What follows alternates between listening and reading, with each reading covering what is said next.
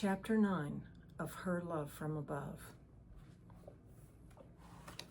Ava's Cabin. Nahath watched as Ava strolled beside Johnny on the gravel trail leading to the newest cabins.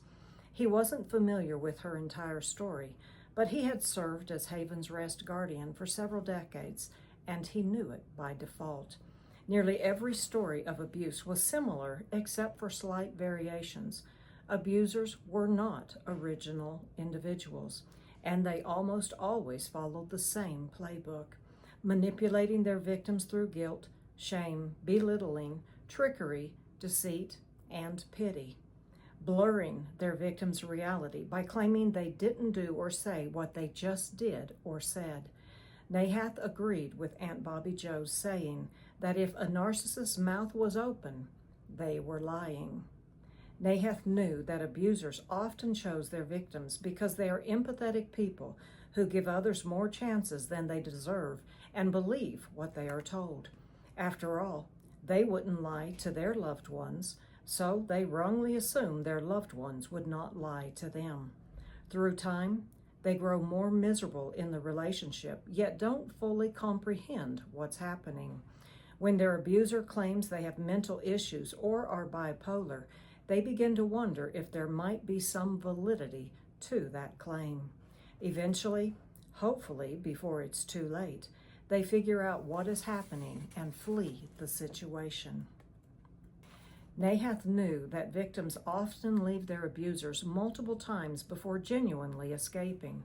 When he heard Ava's story, he was mortified to discover she had left her husband on 11 separate occasions, each time going to her father's house for a day or two before being ushered back into his hands by her stepmother, who did not believe in divorce for any reason, including when Ava appeared on their doorstep covered with bruises. Therefore, the last time Ava left her abusive husband, she didn't go to her parents for protection. She went to a neighbor's house. A neighbor who had seen her previous bruises and was furious at what was happening. Thankfully, that neighbor hid her until Bobby Joe's rescue scheme was implemented. Nahath's eyes glistened as Ava stopped in front of her new home. One of his favorite parts of the ministry was when the past victim realized they had a beautiful place to call home. "This is for you," he softly informed. "You've been through enough bad in your life. Leave your old life behind and let hope seep into your soul. Let God bless you and begin afresh, Ava." Ava felt comfort as she gazed at the beautifully landscaped log cabin, knowing it was Jenny who was responsible for the exterior's appearance. She paused, examining the overall look. The walkway to the front door was paved with various stones cut from the surrounding mountains. They looked like cobblestone, except their sizes varied from small to medium to large and were placed in a well-designed pattern. Colorful rocks sporadically jutting above the blooms on mountain flowers edged the walkway, each placed in a perfect location to shelf items such as toadstools, bird boxes, and ceramic critters of all types and sizes. These items drew your attention toward a chipmunk of unusual color resting on a small fountain near the doorway. The entire design gracefully connected the back side of the cabin to a second building almost as large as the cabin itself. Ava's eyes lingered on the second structure because it didn't look like part of the cabin's living quarters, yet the two buildings were connected. "It's a greenhouse," Johnny explained, seeing her lingering eyes. "Buck said all the cabins have them. The growing season isn't very long up here, and Haven's Rest needs to be nearly self-sufficient. These greenhouses go a long way to assisting in that goal because residents can grow their own veggies year-round, which has proven to be both relaxing and beneficial." He pointed towards several solar panels not far from the cabin. Those maintain their temperature. "Do they heat the cabin too?" "Mostly," Johnny answered, "but if the solar panels ever go down, almost everything in there can run on propane. and the lights and well pump can run off electricity. That makes it livable regardless of what happens. That's nice, Ava commented. Johnny bounced on his toes, anxious for her to enter the new living quarter for the first time. There's a small round table with chairs inside the greenhouse if you enjoy resting in a garden-like setting. Even when there's snow on the ground, you can go in there and enjoy a cup of coffee, hot chocolate, or whatever. That sounded like heaven to Ava. Her life had been a roller coaster for nearly 8 years, so just the idea of sitting down and enjoying a mug of anything hot or cold without being ridiculed, screamed at, or mocked for how she sat in her chair, held her cup, or sipped her drink sounded like a dream. Ava raised an eyebrow. "You're new here. How do you know so much?" Johnny laughed as he placed his hand on her back, indicating they should continue. "Charlie and Buck took me on a tour of the other cabin this morning, and," he drew out the word before finishing, "I spent the entire day with them. I got the full rundown on everything, including Aunt Bobby Joe's history and the history of this place." Ava's eyes sparkled when she stepped on the next cobbled rock. "I love that they love Haven's Rest so much, and I love this greenhouse. I grew up gardening. We canned or froze much of our food. Before Ed and I were married, he promised to till me up the largest garden plot in the state. But that changed the first spring. Everything changed. I went to bed with a Prince Charming and awoke with a devil. And it's not that we didn't have enough land for a garden," she quickly inserted, "because we lived on 13 acres. When that first spring came and I wanted to purchase the seeds, he suddenly decided that a garden would clutter the property's look, so he wouldn't permit it, and that was that." She grunted in disdain. He saw no problem with having a dozen broken-down vehicles stashed all over the field, nor a fallen-down chicken coop with wilted lumber leaning against it, but a garden would have uglied up the property. "I'm sorry," Johnny said, "for what you lived through."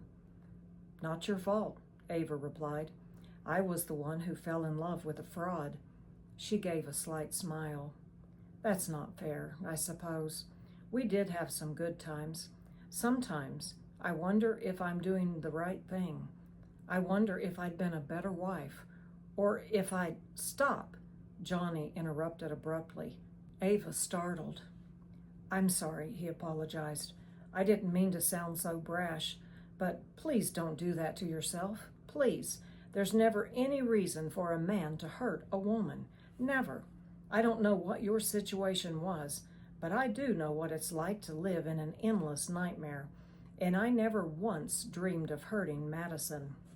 Your husband is a monster, and there's no way around that.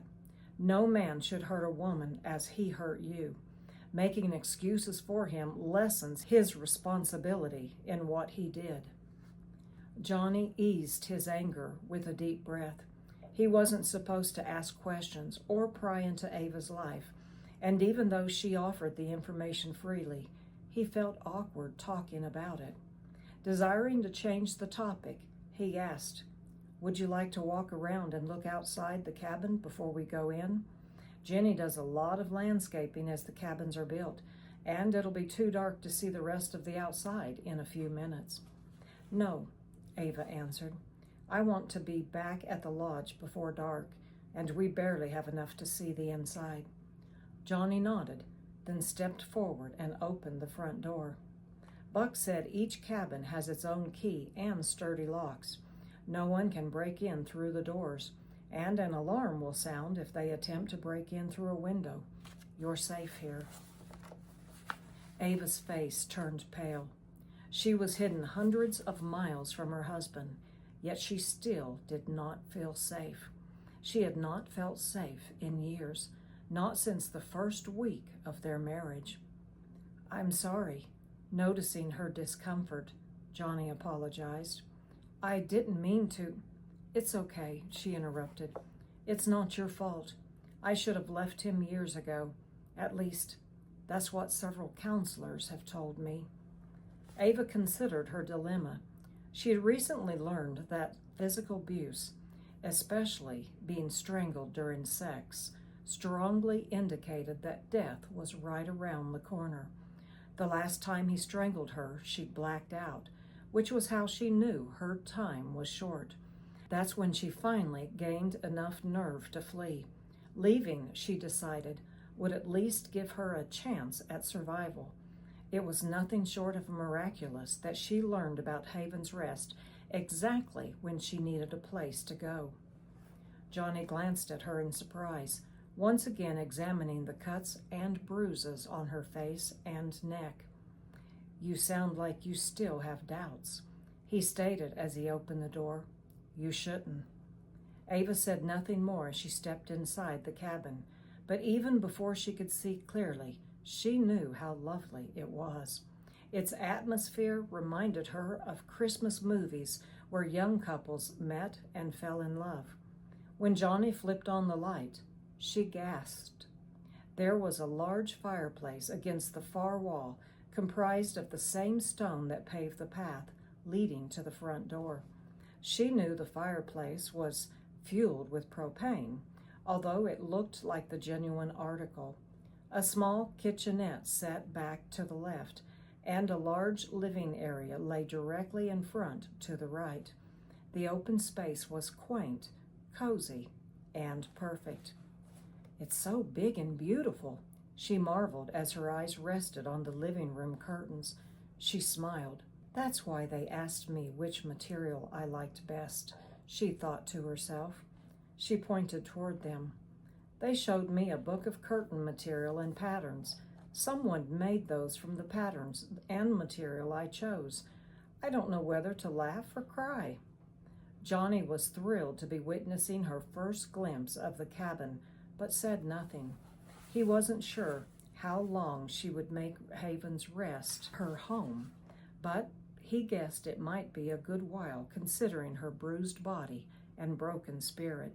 He was content merely soaking up her joy. "It's beautiful," she whispered, touching and admiring the furniture as she strolled through the living area. "Someone's just cleaned it." She held up her hand for him to see. "There's no dust." "I wasn't expecting it to be fully furnished," Johnny admitted. "At least, not like this." "I doubt most ladies fleeing their husbands bring much with them," Ava returned. "We're lucky to get away with our lives. I have a few boxes that a friend of mine packed while my husband was at work. I gave her a list of things and told her where to find them, but I don't know if she located everything. I didn't want her in the house very long, not by herself like that." Ava entered the bedroom and grinned. It was much larger than she expected, and the ensuite bathroom sported a jacuzzi tub and separate shower. How can they afford to build something this nice for just one person? I was expecting it to be a shell without much. She paused as she tried to think of the correct word. "Class?" Johnny furnished. "Yes, class." "Me too," Johnny admitted. "But since the ministry's nearly self-sufficient, I guess most of the donated monies go toward new cabins." "That sounds almost too good to be true." "That's what I thought," he commented as he leaned against the wall. "As I said, I learned a lot from Charlie and Buck. They have different people who donate a variety of items necessary for survival, even meat." "Meat?" Ava repeated with surprise. "Yes, Liam provides the beef. He's married to one of the previous residents. I think Buck said her name was Lori. I've never met Liam, but Charlie said he runs a small herd of cattle on the western part of Auntie's property, and he owns a meat processing plant in town. He used to run his cattle a bit south of here, but when he learned about this ministry and fell in love with Lori, he offered to provide meat in exchange for grazing rights." He rubbed a hand over his 5 o'clock shadow. "Liam makes it sound like a fair bargain, but I think Haven's Rest is getting the better end of the deal. When he butchers a steer for the ministry, everyone comes together to help package the beef. He claims their help lowers his cost enough to break even, but I doubt that. There was a slight sound of sheep bleating in the distance. Is that? Ava startled, a questioning expression on her face. Yep, Johnny answered. We passed them on the way to the lake this morning. They're mountain sheep. One of the ladies here raises them. She has a couple of sheep dogs that watch over them during the daylight hours and bring them back to her holding barn before sunset. There are too many predators at night to leave them out, I guess. Any pigs? Ava asked. Johnny's laugh was boisterous this time. No, I don't think anyone here wants to live with the stench of pigs. Good, Ava exclaimed as she opened a door off the kitchenette to find a large pantry. Johnny peeked inside. Some of the ladies here are talented in other ways, too. You heard Jenny at dinner. She landscapes everything. But a few of the women are her helpers. One is a painter. A previous resident made that painting over the large fireplace. Buck said that some of the ladies own their own businesses in town, and some have online jobs. They don't all live here anymore, but some of the former residents still come to the gatherings and help in any way possible. Several have purchased land on the outskirts of the property and built their own homes. I'm not sure how many ladies have been housed here throughout the years, but I know many of them support the ministry financially. They want to help others as they were once helped. Some send $50 a month, others send significant amounts. I guess a couple of ladies married into wealth and helped greatly. That's how Auntie purchased so much of the land surrounding the original Haven's Rest property. I'll never marry again, Ava softly admitting, stunting Johnny's entire line of thought. Never. Johnny leaned against a nearby cabinet, not sure of what to say upon that revelation, but his heart was sad. That makes sense after what you've been through, he finally admitted. Are you staying? Ava asked. I saw what happened at the lodge. Some of the residents here are men. For a while, Johnny answered.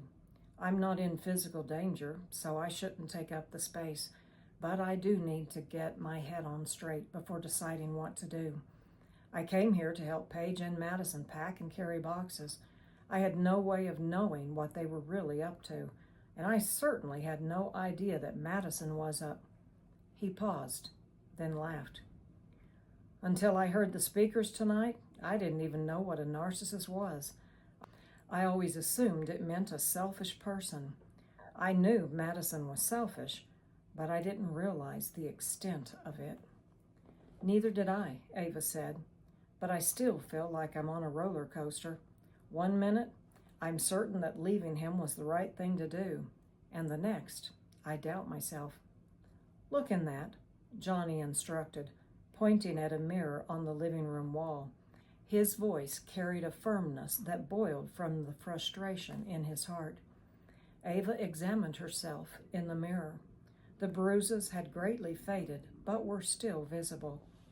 You need to take a photo of your face, he continued, and every time you wonder if you're doing the right thing, look at that photo.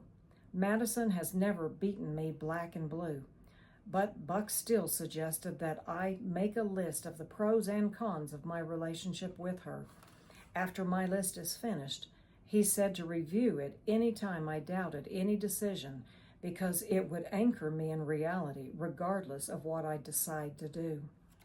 He said a lot of victims return to their abusers because they focus on the good times and blot out the bad. Maybe you should make that list too. It will anchor you in reality if you have that photo and a list to remind you of how bad it really was. Regardless, I promise, if you'd stayed with him much longer, you would have been dead.